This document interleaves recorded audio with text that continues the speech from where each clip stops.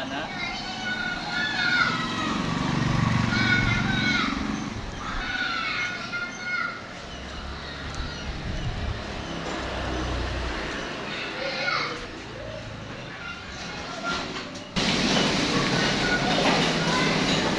Selamat siang semua.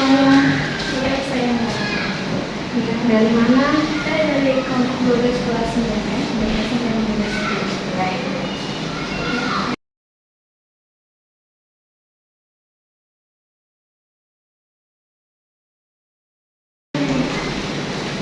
silakan. Namanya siapa? Kamu namanya siapa? Kalau saya Irfan Maulana. Saya Nurul.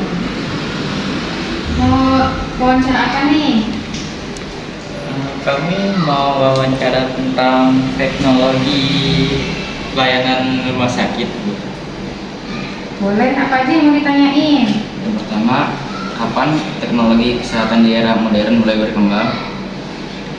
Di Indonesia, teknologi kesehatan digital mulai berkembang sejak era 90-an dengan konsep telemedika di mana pelayanan kesehatan dilakukan melalui perangkat komunikasi, audio, visual, dan data untuk konsultasi, diagnosis, perawatan, dan pengobatan.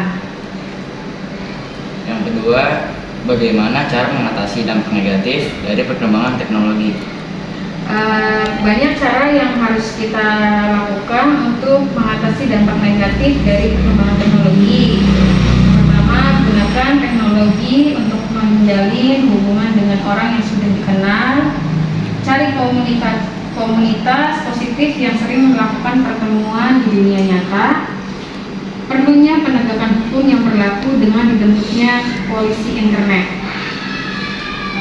Yang ketiga, bagaimana teknologi meningkatkan diagnosis?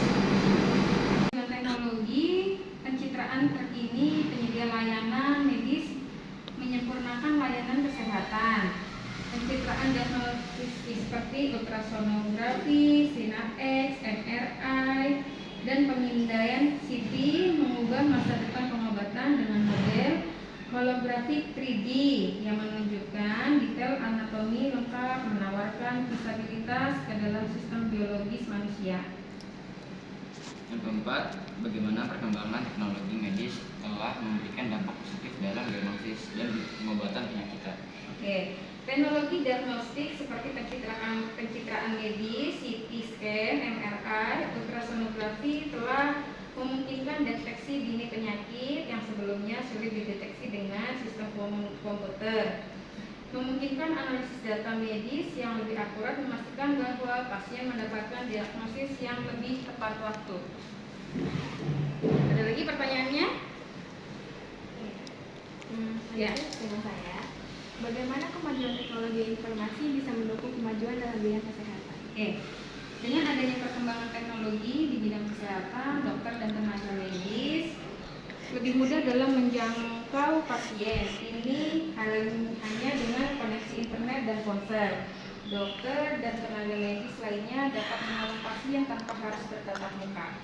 Baik, selanjutnya, apa saja keuntungan dari penggunaan teknologi di bidang kesehatan? Beberapa keuntungan dari penggunaan teknologi di bidang kesehatan. Yang pertama, memberi kemudahan pada akses layanan kesehatan, membantu diagnosis dokter lebih tepat dan akurat, menjadikan pasien lebih berdaya, membantu mencegah penularan penyakit, dan memudahkan penyimpanan data pasien. Apalagi? Bagaimana kemajuan teknologi mempengaruhi pemahaman kita tentang penyakit dan pengobatan? Teknologi pencitraan medis seperti pemindaian MRI, PET memungkinkan dokter untuk memvisualisasikan dan mengidentifikasi kelainan dalam tubuh dengan presisi tertinggi, memungkinkan deteksi dini kondisi seperti kanker, penyakit jantung, dan gangguan neurologis. Ada lagi pertanyaannya? Bagaimana peran teknologi dalam meningkatkan tindakan pelayanan kesehatan? Pasien sekarang dapat berkomunikasi dengan dokter melalui telepon, video call, atau aplikasi khusus tanpa perlu datang ke rumah sakit. Ini meningkatkan aksesibilitas pelayanan kesehatan dan mengurangi beban pada fasilitas medis tradisional. Nah, yang ke pertanyaan yang 10, apa saja contoh perkembangan teknologi di bidang kesehatan? Nah, ada beberapa nih, misalkan pengobatan kanker dengan terapi gen, rekam medis elektronik, aplikasi kesehatan mobile, telemedicine, deteksi dini penyakit menular, atau pemberian obat-obatan yang sesuai dengan diagnosis yang tepat.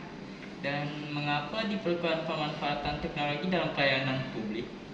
Selain mendekatkan antara pemberi layanan dengan penerima layanan teknologi, juga mempercepat proses tanpa terhalang oleh waktu dan tempat. Bagaimana sains dan teknologi membantu perkembangan kedokteran?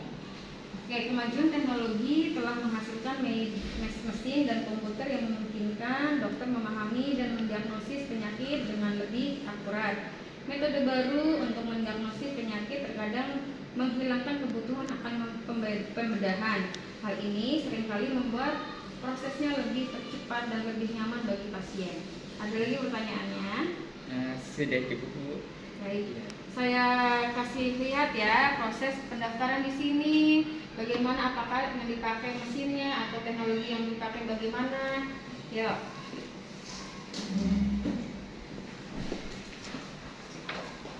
Kalau pasien datang, begitu datang pakai mesin antrian. Ini salah satu alat yang dipakai untuk pasien untuk pendaftaran. Misalkan ini pendaftaran, kita pencet, nanti dia akan keluar ke sini. Gitu. Setelah itu pasien nanti menunggu di kursi antrian. Nanti kita baru pasiennya tunggu di sebelah. Nanti kita akan daftarkan pasiennya menggunakan sistem, ada kami menggunakan sistemnya namanya EPUS. Jadi kalau misalkan pasien datang pendaftaran, kita masukin datanya, tanggal lahir atau BPJS-nya. Setelah itu kita cetak kartunya, keluarnya seperti ini.